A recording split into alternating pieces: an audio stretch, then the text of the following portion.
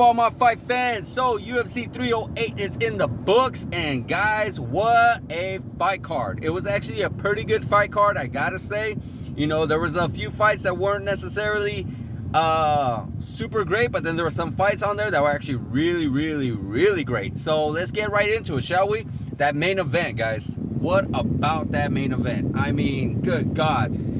Ilia Topuria is just the man. Ilia Topuria is the new rising star, is eventually going to possibly be one day the pound for pound king. I mean, what he's able to do, what he was able to do in this fight, what he was able to do and accomplish this year alone, knocking out Alexander Volkanovski, a pound for pound great, a greatest of all time in featherweight division, and now knocking out Max Holloway, a pound for pound great and a GOAT in the featherweight division. There is no doubt in my mind on who is one of the GOATs, I should say, in the featherweight division now. I mean, these guys have never ever really, Max Holloway has never been even dropped. And to be knocked out and to be stopped, good God, is that ever a statement? I don't know what is a statement if that's not a statement. That right there alone is a huge statement for sure. Volkanovski, we already know he got knocked out by Islam Makhachev, but again, that was at lightweight. So, does it count? Sure, but at the same time, it wasn't at featherweight, so he's never been knocked out at featherweight, and we all know that's his division. So, to be knocked out at featherweight never happened. Ilia made it happen. So let's get into this fight, shall we? It was a really good fight. We all know this. Max Holloway fights are never boring. I'm talking, they are unicorn, rare, boring. And we knew right away with the stand-up skills that Ilia Topuria carries, with the great stand-up skills that Max Holloway carries, it was going to be a very fun fight, and it was. It really was. It was pretty much a kickboxing match, mostly a boxing match because there was very few kicks in there.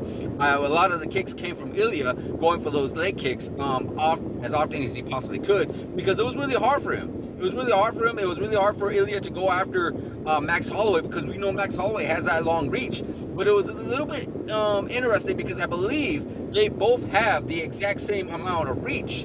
They both have the exact same arm length, if I'm correct. Could be wrong, but you never know. But at the end of the day, it definitely looked like Max Holloway was the much bigger opponent, the much longer opponent out of them two. So Max Holloway was able to utilize that jab, that long reach, that jab that he always uses in every fight that he's in. He's always pretty much able to keep his opponents on the outside by throwing combinations, by using that jab, by making it very difficult for anybody to get on the inside. Ilia Topuria was pretty much doing everything he could to get on the inside. Again, utilizing some of those leg kicks. He actually had a great takedown in that first round. He was doing some wrestling, not a whole lot, but he was able to get Max Holloway on the defense a little bit regarding the wrestling.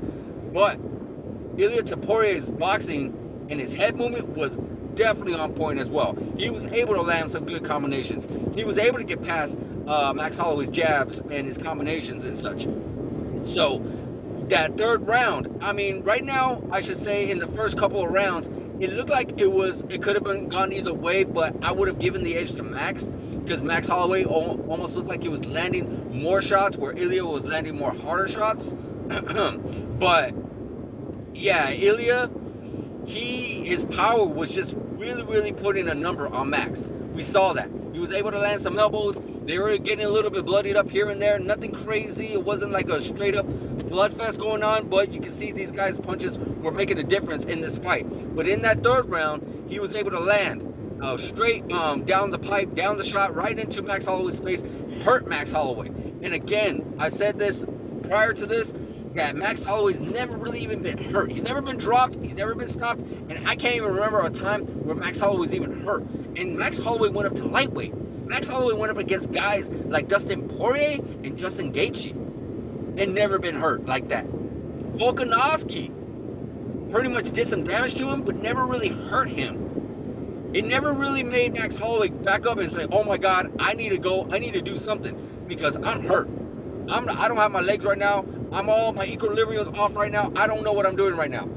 That's how hurt Max Holloway was. And Ilia capitalized on that. He pretty much went after him, went to the cage, against the cage, throwing some body shots, throwing some combinations, and was able to drop Max Holloway again, something first time ever, and stop Max Holloway again, first time ever. So in the first fight of Max Holloway's career, he was hurt, he was dropped, and he was stopped. And Ilia Topuria is now is still your featherweight champion of the world. What a fight, guys. It was a great fight. I enjoyed it immensely. I knew it. I knew it was going to be a great fight. I'm sure you guys enjoyed it too. So what's next for Ilia Topuria? Well, Volkanovski stepped into the cage and he says he deserves a shot. I agree. You know, Volkanovski defended his belt multiple times. He was a champion. He was a great champion. He fought Max Holloway 3 times. He went against Korean Zombie. He went against Brian Ortega. You know, he's went against the who's who in the featherweight division for sure. So, do I feel like Volkanovski should get one more shot? Yeah. You know, I mean, even though it wasn't necessarily, it was a really good stoppage and a really good fight with Ilia Topuria and Volkanovski. But we all know Ilia Topuria pretty much dropped and stopped Volkanovski. I won't mind seeing it again. I really won't mind, just due to the fact that it's respecting, due to the fact that Volkanovski was a great champion. But outside of that, I cannot see any really good #1 contender just yet. I know there was that a fight with Dan Ige, and I think it was Lee Murphy or something like that. I can't remember the guy's name, but he's undefeated. He's a rising star. We all know we got Diego Lopez on the upcoming. He's a rising star. A lot of these guys are good rising stars, but a lot of these guys haven't necessarily fought the who's who of the division just yet. Even though Diego Lopez just finished fighting Brian Ortega, but we all know Brian Ortega is a little bit past being a featherweight. I think he wants to go up to lightweight. So I would like to see these guys maybe possibly go up against each other. You know, fight each other, see who's going to be that #1 contender.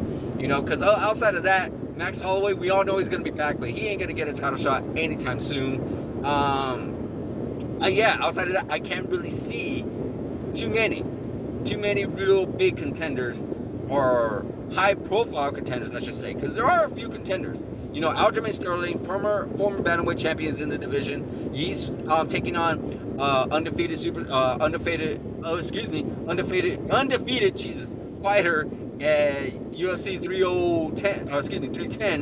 I want to say it's Imabov or something. I can't remember the name, but I know it's a really big challenge for Aljamain Sterling. Of course, like I said, you got Diego Lopez, you got Murphy, so there's a few good up-and-comers in the division. But what I would also like to see, if, you know, Ilia goes against Volkanovski, or he doesn't go against Volkanovski, and he gets past Volkanovski, I would love to see him possibly go up to lightweight, because we need to let the division figure itself out. You know, because there's not a whole lot of big superstar contenders. Like I said, there's a lot of potential contenders, but no one that's clear-cut 100% that this is the guy that should be next, outside of Volkanovski. So maybe Ilia can go against Volkanovski, and potentially, if he does win, go up to lightweight, because I know he really wants to face Islam Makhachev, which I feel like would be a great fight as well. But yeah, I feel like there's more options for Ilia as the division figures itself out in the years on the time to come.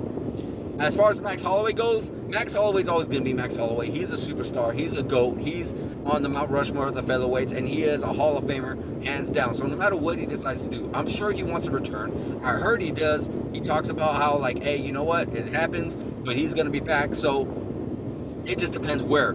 I would really love to see Max Holloway lightweight. I don't want to see him over there at featherweight no more.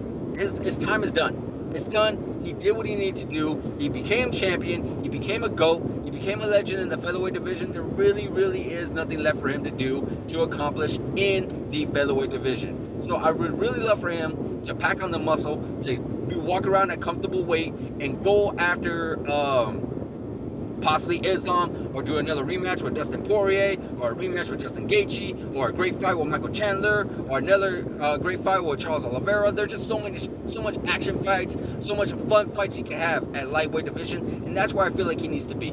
He really needs to be there, and I hope he does go there as the years to come, or as the time to come. I keep saying years. Sorry, guys. In the co-main event, oh my God, what a statement for Khamzat Chimeav. Khamzat Chimeav pretty much just dominated Robert Whittaker. We all had our doubts on Khamzat Chimeav, because of his illness, because he wasn't healthy, because he could not make weight, because of the opponents that he was taking on, and how he looked against Gilbert Burns, how he looked against Kamaru Usman. This one, he actually looked really, really good, really strong, you know, and he made a big statement.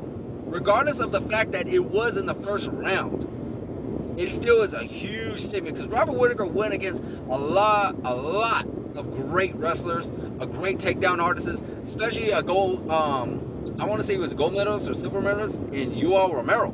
You know, by far one of the highly decorated wrestlers in the UFC at the time. And he went toe-to-toe with him, and he pretty much made that fight look easy. But then again, it was a couple years ago, and Robert Whittaker probably is just a little bit older right now. But nonetheless, Khamzat Chimeav in that opening round was able to take down Robert Whittaker and have his way with him throughout the round until he got that rear naked choke on him. And it was not even a choke. I believe he ended up breaking Robert Whittaker's jaw, and Robert Whittaker had to tap. So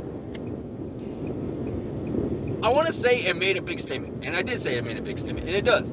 It's a huge plus for Khamzat Chimeav. But there's still a slight unanswered question, because this was a 5-round fight. And again, we do not know what Khamzat Chimeav looks like in rounds 4 and 5. Now, that's not his fault. That's not his fault. If he can get the fight finished in the first couple rounds, why not? Do your thing. You're not here to prove that you could go all these rounds. You're here to win a fight. And that's what he did. He beat a GOAT. He beat a legend. He beat a former middleweight champion of the world. We always said that he didn't face anybody. We were always talking about how his opponents really didn't live up, or not live up, but really weren't meeting what we need to see for Khamzat Chimeav. You know, we need to see Khamzat Chimeav go against a high caliber opponent, and he did that. He did that. He went toe to toe with a legend, with the GOAT, with a former champion. The guy wasn't, you know, and it was not a short notice fight like Kamaru Usman. It wasn't necessarily a, how would you say it? A late notice fight. I already mentioned that. It wasn't somebody that was on its downside. It was someone really, really up there, a very high caliber fighter. So that's a lot. That's a big statement from Khamzat Chimeav. Now the question is he going to be next to become middleweight champion of the world? Is he going to be the #1 contender? I believe so. I believe he has earned that right. So guys, UFC 308, check it out. It was a great night of fights. There's more to talk about, and I'll definitely talk about it more. But like, subscribe, hit that notification button, and I'll see you guys in the next video.